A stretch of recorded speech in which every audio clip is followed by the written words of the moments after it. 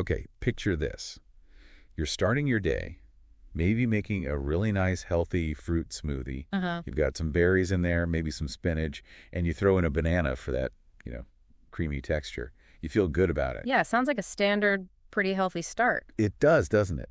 But here's something interesting we found in some new research, that banana, it might actually be working against some of the health benefits you're aiming for with the berries. Oh, how so? Well, the study suggests it could slash the absorption of certain key compounds by, get this, 84%. 84. Wow. Okay, that's a big number. We definitely need to dig into that. Exactly. So that's our mission for this deep dive. Figure out what's actually going on when we mix these ingredients. Right. Understand the science behind why that banana messes with the berries, so to speak. And then give you some practical tips based on what the researchers found. This is all coming from a study in the journal Food and Function, by the way. Good to know. Okay, so where do we start? What's the main culprit here? It seems to be an enzyme called polyphenol oxidase. Ah, yes, PPO, polyphenol oxidase. It's actually really common. It's found naturally in lots of fruits and vegetables. And it's the thing that makes fruit go brown, right? Like apples or bananas. Exactly that. That browning effect when you cut them open, that's PPO at work. Okay, so we've all seen it. But how does that browning enzyme affect the goodness we want from the berries in our smoothie? Well, the research highlighted that bananas are packed with this PPO enzyme. More than other fruits. Significantly more than many others, yes. And here's the crucial part for your smoothie.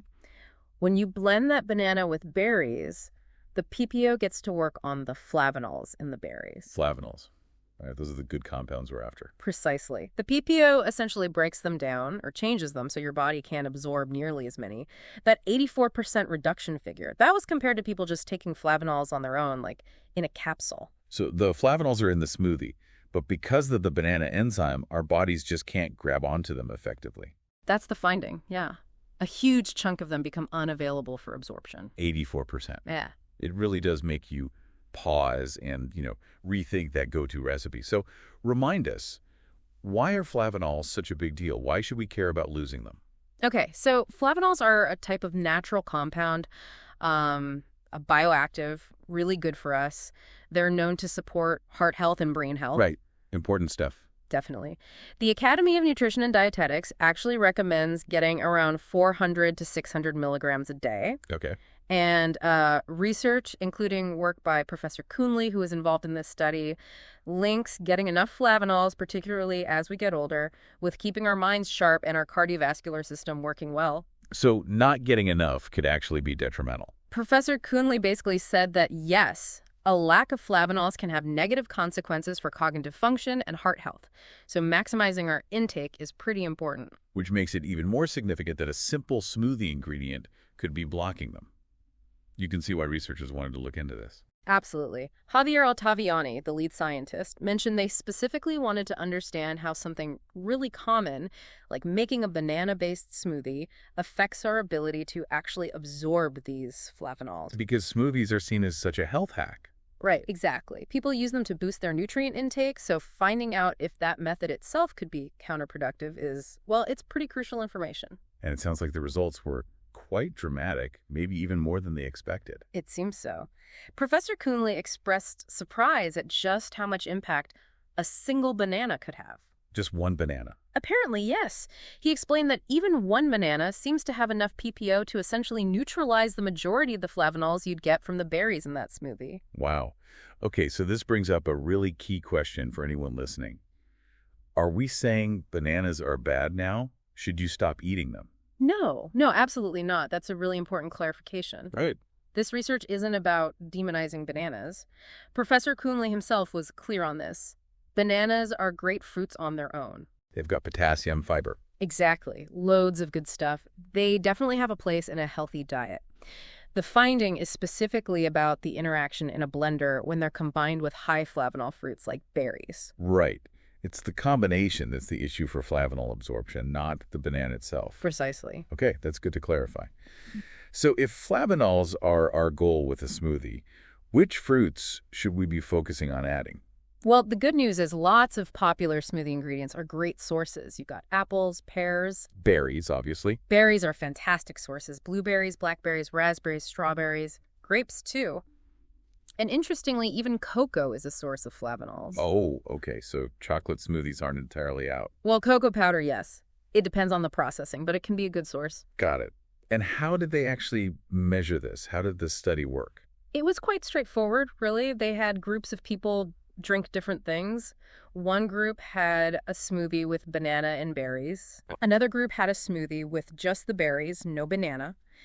And a third group just took a flavanol supplement capsule. Like a control. Exactly. Then, the researchers measured the levels of flavanols or markers for them in the participants' blood and urine over time. To see what actually got absorbed. Right. And the results were pretty clear.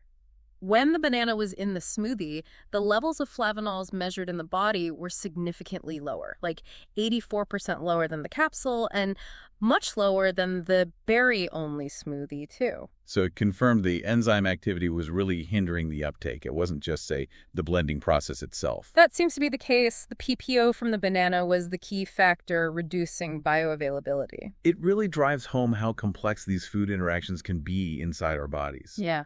Things we don't even think about. Absolutely. And Professor Kuhnele made a great point about this. He said, we actually know very little about these kinds of food nutrient interactions. Really? Even now? Even now. But they can have a huge impact on how well we absorb nutrients. He mentioned that flavanol uptake could vary by more than 5 times, just depending on what foods you eat them with. 5 times? That's enormous. It is. It shows that just eating healthy foods isn't always the full story. How you combine them matters, potentially a lot. That really changes how you might look at your plate or your blender. What can you do if you love your smoothies but want those flavanols? Okay, practical tips. If maximizing flavanols from berries or other rich sources is your main goal for that particular smoothie, Yeah. the researchers suggest pairing them with fruits that are low in that PPO enzyme. Ah, okay. Like what? Things like pineapple, oranges, mango are good choices. They have much lower PPO activity. So a berry and pineapple smoothie or berry and orange, that could work? Exactly. Or even adding yogurt. Yogurt also has low PPO activity and wouldn't interfere in the same way. Interesting. So you can still get that creaminess, maybe from yogurt instead of banana in that specific smoothie? Precisely. It's about making informed swaps if that flavanol boost is what you're specifically aiming for with that meal. It really highlights how a small tweak in preparation can make a big difference in what your body actually gets. It does. It's a great example of nutrient bioavailability in action. Okay, so let's try and sum this up. The main takeaway for you listening is pretty straightforward, isn't it? I think so. If you're blending up berries specifically to get those heart and brain benefits from flavanols, maybe skip the banana in that particular smoothie. Right. Because that banana, while healthy itself, brings along the PPO enzyme that dramatically reduces your ability to absorb those specific compounds from the berries. It's a reminder that food synergy is real and not always positive. It's not just about the individual ingredients, but how they play together. That's the core message. We need to think more about combinations. Which leads to a final thought for you to ponder. How often do you actually think about the combinations of foods you eat? Beyond just taste, could other pairings you regularly consume have unexpected interactions, maybe hindering or even helping nutrient absorption in ways you haven't considered? Yeah, it definitely opens up a bigger question about how much these hidden interactions affect our overall nutrition, doesn't it? Something to think about next time you're planning a meal.